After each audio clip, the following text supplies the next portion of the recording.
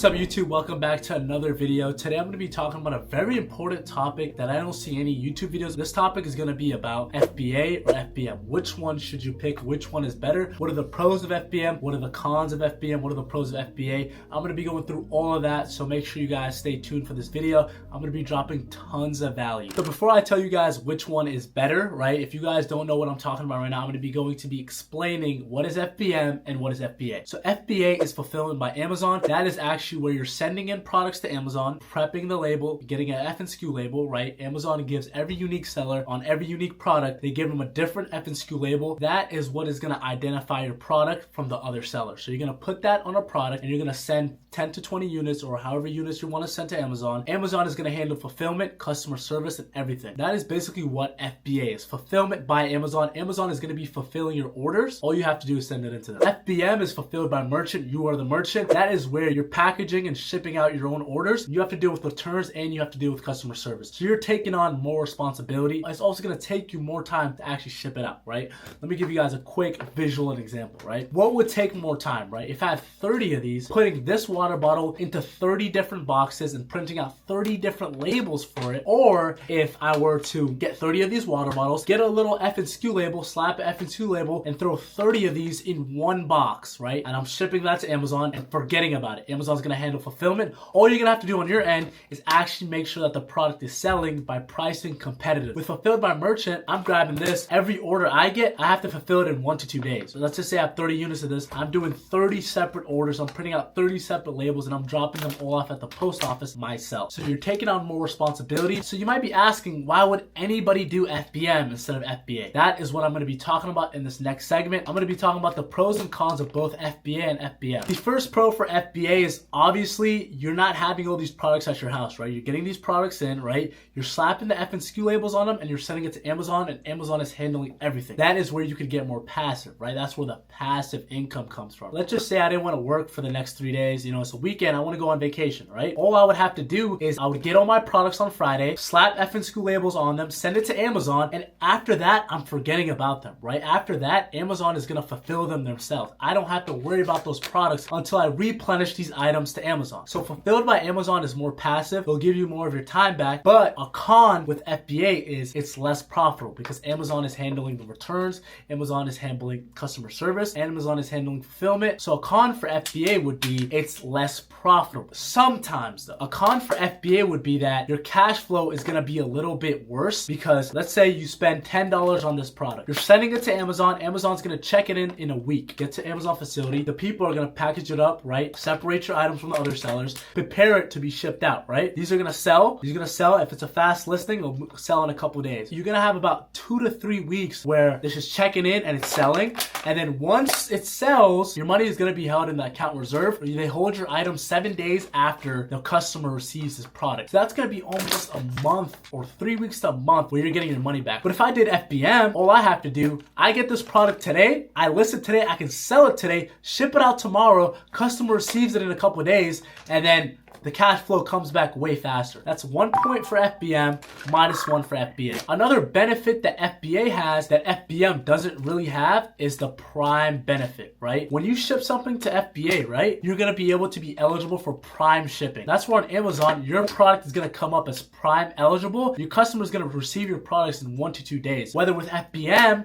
right, you could still have 0-day handling time, you could have fast shipping, but you're not gonna be Prime eligible. Amazon favors Prime shipping because they're trying to give the best experience for the customer. So which one would you rather have? 2-day Prime shipping or FBM 3 to 5 day shipping? That is +1 for FBA, -1 for FBM. All right guys, now that I explained what are the pros and cons and the differences between FBA and FBM, I'm gonna actually be sharing my screen with you guys. I'm showing you guys examples of products that are good to FBA or FBM. So now we're gonna go on my computer and I'm gonna show you guys when to FBA something, when to FBM something, and how to use Keepa to figure this out. All right guys, this is one of the first products we're gonna look at. This is the Harry's razor blades, right? Our FBM cost will probably be about $5 for this, right? This is a small item. What you could do is you could look at the dimensions right here. Yeah, this is about 3 ounces, so this would be dirt cheap to ship out, right?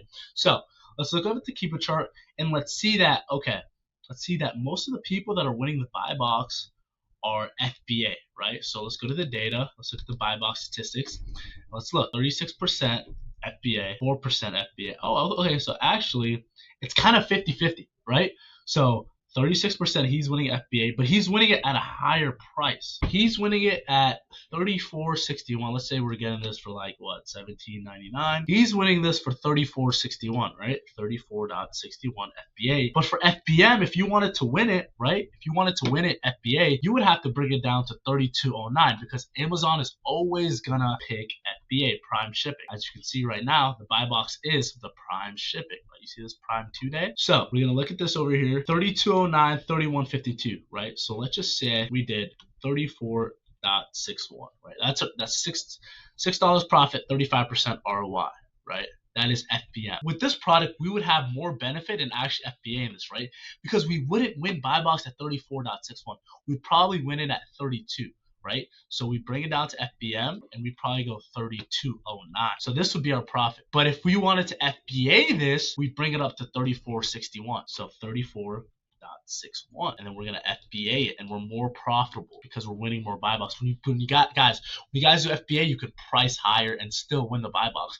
As you can see, this guy is doing, right? Well, I'm not just saying this, out of nowhere. This is the data. This is he's won 36% of the buy box. Past 4 people are FBM, but they've won it at a lower price. So this guy over here, Watch Dollars over here, his average price that he won buy box was 35, right? And he's FBA. He's listing it all the way at 35, right? And he's way more profitable than the people that are probably FBMing this for 31. This is probably something I would FBA. You could go both, but it would be more beneficial FBA, right? Plus, you don't want to package this up, make like 20 boxes of this, right? It sells 2K plus times a month. This is something you want to, put in a little bag, F&SKU, send it to Amazon. Amazon, do everything for me, right? And then move on to the next product. Let's just say FBA this, you won buy box at 35, ordered 40 units. I would go deep on this item because it sells 2K times a month, right? Buy box is shared. Let's check the data over here. IP complaint. So I would get up out of here. I know this is an FBM video, but this is an IP complaint. It's gonna happen again, right? You see these people creeping up. It's gonna get to like what, 40?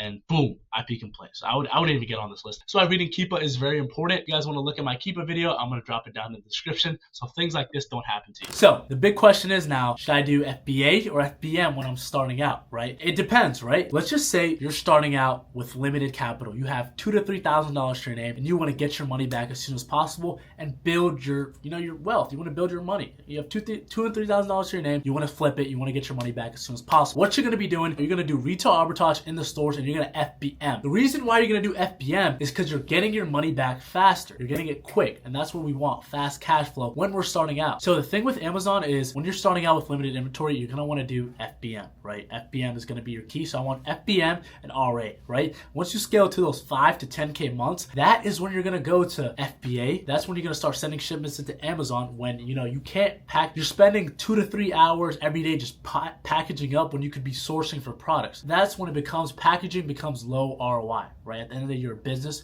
you want to grow. You can't grow your business if you don't have enough products, and you can't source products if you're too busy packaging stuff up. Once you get to that 5 to 10K month range, you're going to transition to FBA so you can scale, right? You can send out hundreds of units to FBA and it sells throughout the weeks and months, right? So to answer your guys' questions, FBM and retail arbitrage to start. Then when you're scaling out, still do the FBM and RA, but incorporate some online arbitrage, right? To get some of your time back, right? You could be on your computer, source up, and FBA. So it's all about getting your time back, right? At the start, it's going to be hard. It's going to be tough, but you guys can stay consistent for 3 to 6 months, really build on your business. This could be a very lucrative passive income. The thing about FBM is that you're going to have to deal with customer service and returns, right? That's a big issue, right? People are going to be saying their product didn't come. When it did come, people will give you the dumbest excuses ever for why they want to return something. That's just part of the game, right? That's something you're just going to have to eat up. It happens to everyone, right? You're going to have to include that to your margin. And that's going to be pretty much it. I hope you guys got a lot of value from this video. If you did, make sure you subscribe, like, comment, free Discord community in the bio. If you want to work with me one-on-one, I'm obviously going to be dropping that in the bio too. Check out the other videos if you want to start and scale your Amazon business.